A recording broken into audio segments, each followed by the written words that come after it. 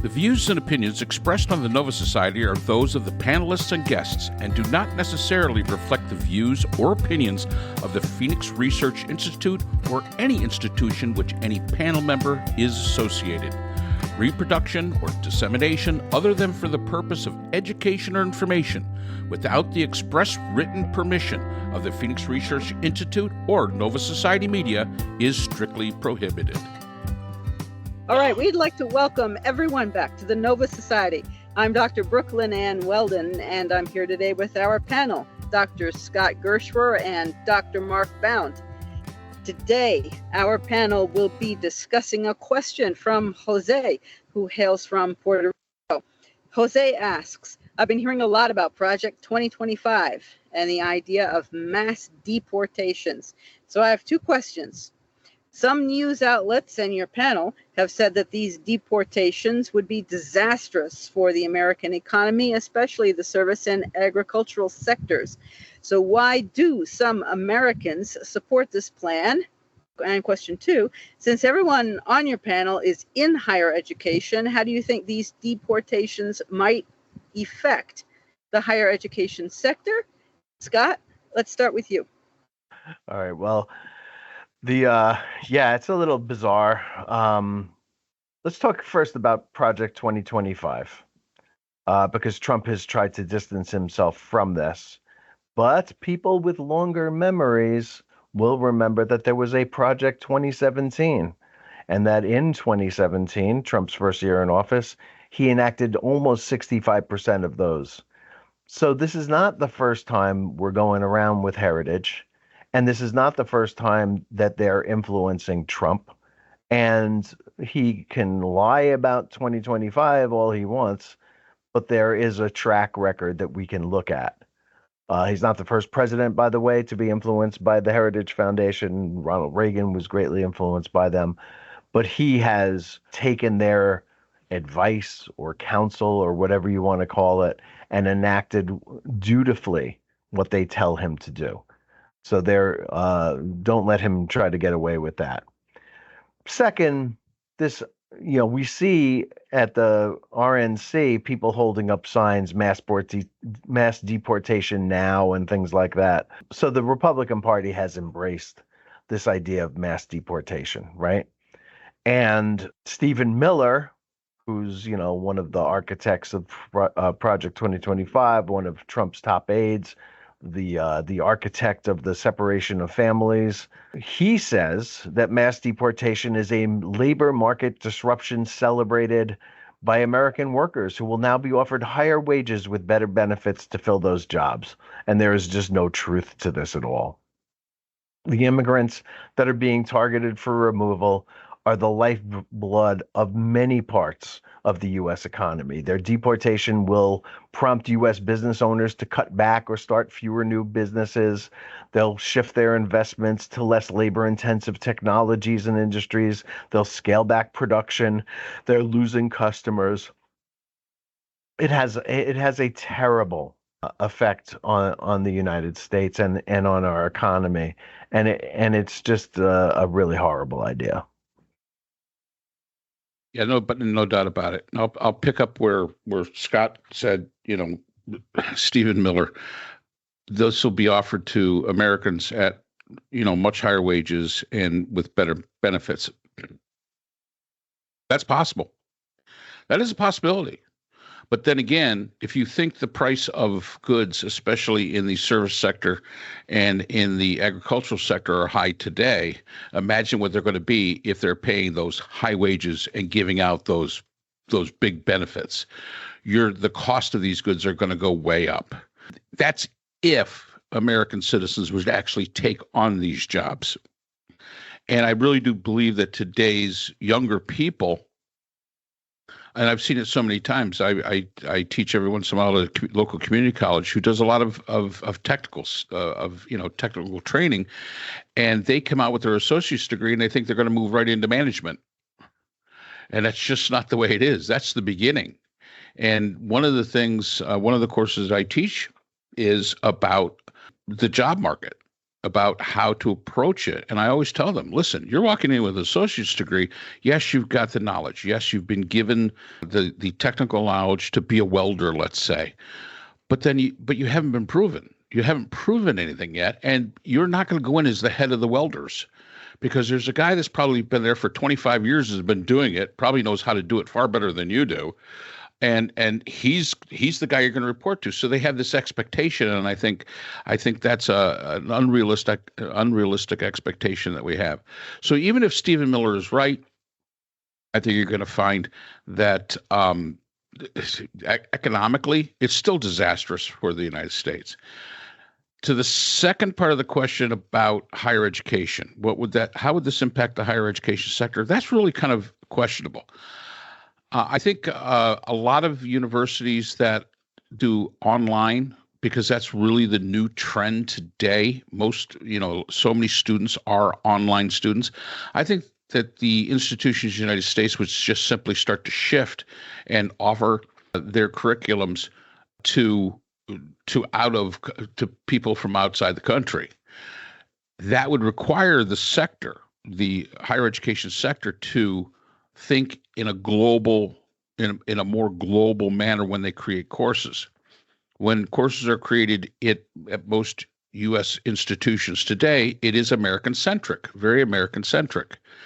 If they have to make their curriculum more desirable to, let's say, somebody in Puerto Rico or somebody in Germany or France, they're going to have to change those curriculums to give those skill sets that will be appropriate for those other areas in the global market. They can't just say, well, this works in the United States, therefore it's going to work in France. It doesn't work that way. They're going to have to. So the education sector would have to make a major shift if they wish to keep the enrollments that they have. And we've seen since COVID, I know at the university that we are all at, enrollments have gone down since COVID. During COVID, it was gangbusters. People were home, didn't have anything better to do with their time, so they went back to college. Since then, the enrollments have decreased, because now people are getting back to normal, and they don't have the time, or they found that they don't have the desire to go for higher education, and it would cause a disruption for the higher education sector as well in many different ways. And I think you'd see tuition start to go up. I also think that, why would we want to encourage a brain drain of the United States and causing people who are potentially talented and skillful to leave the U.S. higher education system?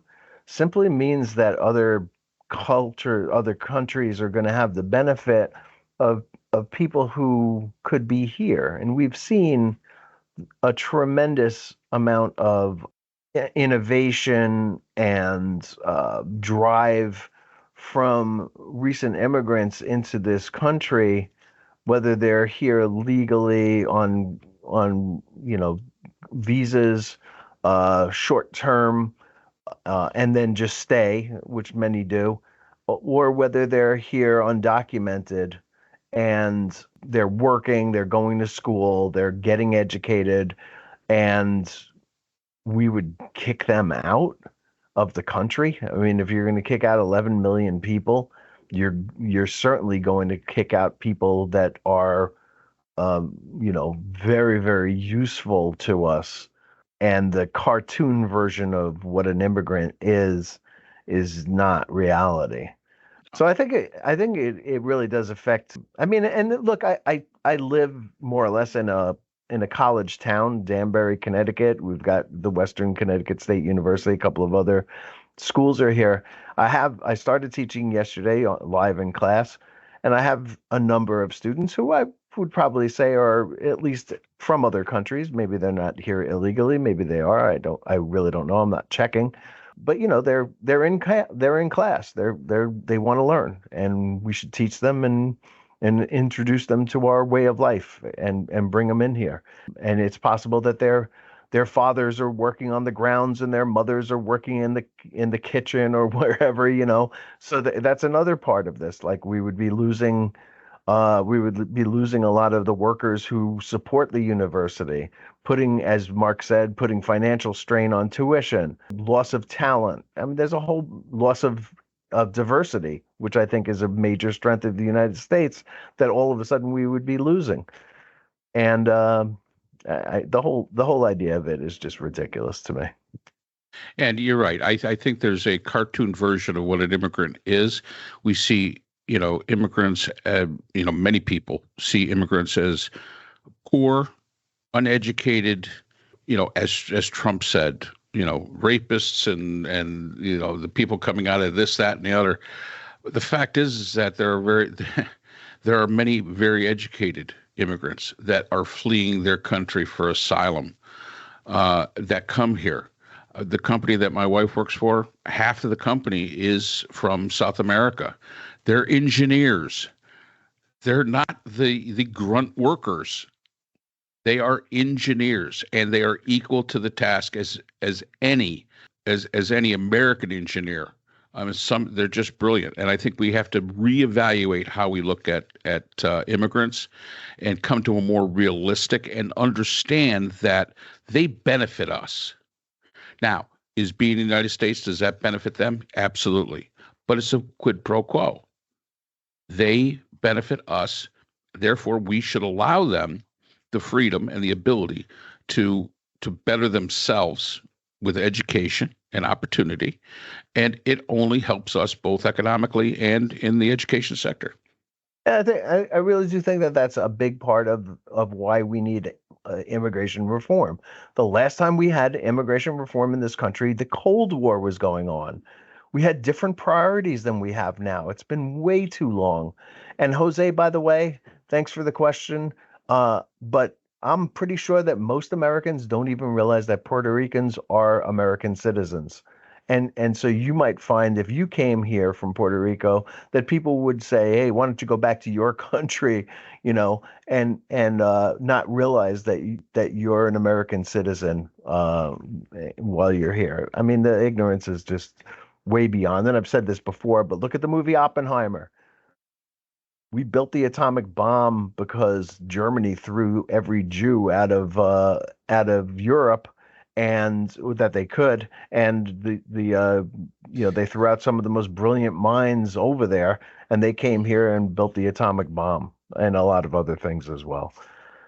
So yeah, I mean, this is a nation of immigrants. It's a good thing. It's not a bad thing. I don't understand the turmoil over it. Should we control our border? Yes, absolutely. We should know who's here. No doubt about it. But we should welcome them. And I don't understand the hatred of immigrants. That was really disturbing to see at the RNC, the negativity and the signs being held up, deportation now or whatever it is. I wanted to ask. I want to make a point. When the many Russians left the country, when Putin was rounding people up to serve in Ukraine, Putin was very proud of that, saying, "Well, good riddance to them. They're traitors," or whatever it was that he was saying. And at one point, Trump was lauding that, saying that he had heard that if he were elected, many people would leave the country, and he was proud to be able to say that. And I'm thinking, I mean, anybody, as you said, both of you people, if when a leadership individual causes a brain drain, that is nothing to be proud of. I mean, that is a serious concern. And to know that that's what's going to happen, I would think that would be set a person back on his or her heels and think, well, wait a minute, I must be doing something extremely wrong if people are giving serious consideration to leaving the country if I'm the head of the nation. But apparently that, at least according to what Trump said, he has no problem with it. He's quite pleased about it.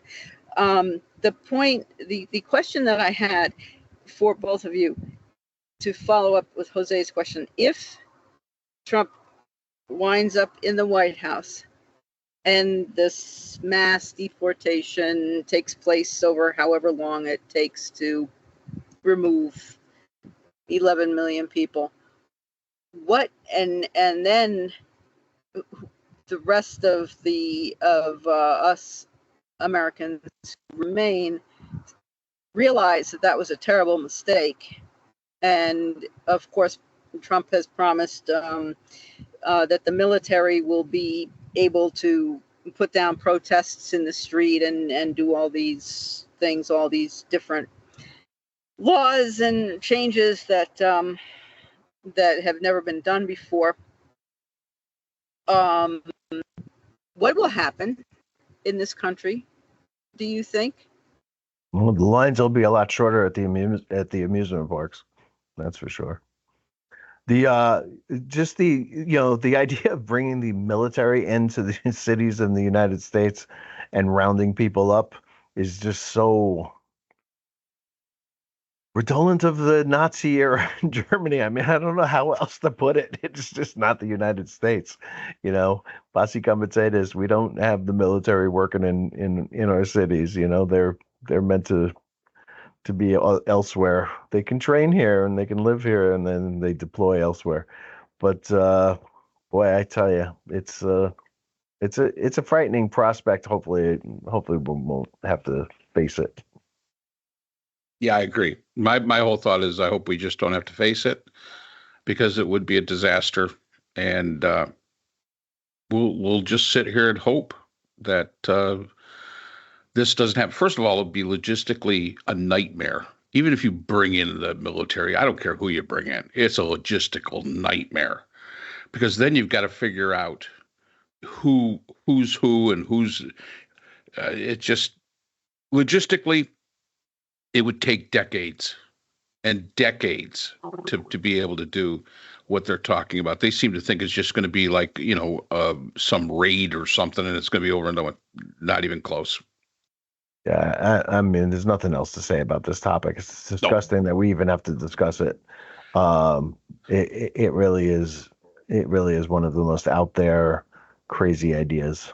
And it would be horrible for the economy in a whole number of ways. I mean, even look, one of the theories, I guess, that they keep saying is that with immigrants not taking jobs, and that these jobs are black jobs, and I guess legal Hispanic jobs, that there's benefit, and in fact, the housing market, right, is also supposed to be affected. I think Stephen Miller is the one who said, hey, there'll be fewer people looking for housing, 11 million fewer people looking for housing, so house prices will come down because that'll be a thing. Unfortunately for Stephen Miller, the fact is that they've studied this, and we know that because so many undocumented immigrants work in the construction field, that construction would grind to a halt, and that there wouldn't be enough houses to live in. The whole idea is ridiculous. You can't do this. We've seen this before in nature, right? This is the snake and the rat and the mongoose problem all over again, and we're playing with human lives now, and we're not seeing the macro picture here at all. And just like the build the wall thing was easy to understand, right? You build a wall, nobody can go through the wall. Well, except that they do all the time with a set of power tools or a ladder. I mean, look, we need immigration reform. There's no doubt about it. We need to secure the border. There's no doubt about it. There are ways to do that. We need to stop phony asylum seekers from weaponizing our asylum system against us. Okay, there's that as well. But these are not insurmountable problems that we can't deal with here. And Trump doesn't have the answer for this. It's way too simple for a complex problem.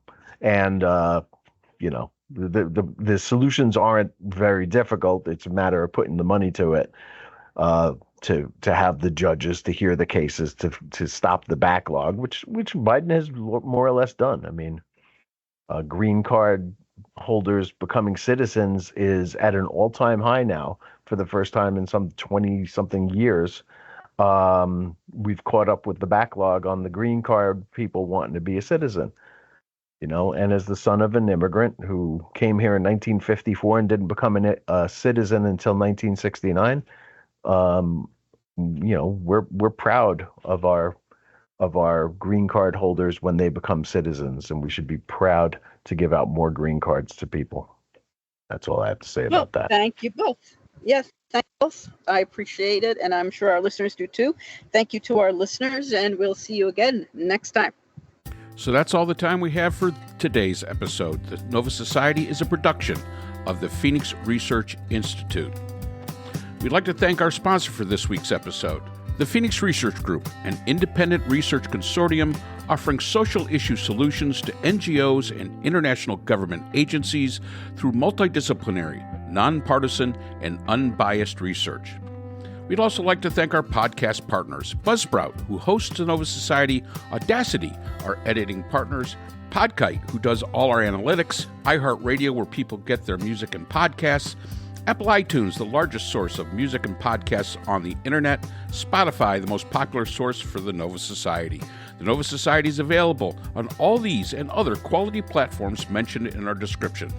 We'd like to thank our listeners. Without you, the Nova Society would not be possible. If you have a comment, a question, or would like to be a guest on the Nova Society, we can be reached at nova.society.podcast@gmail.com. Always remember, the power of society is knowledge. So for Dr. Scott Gershwer, Dr. Priscilla Hobbs, Dr. Brooklyn Ann Weldon, and all of us here at the Nova Society, I'm Dr. Mark Bound. Be well, and we hope to see you again next time.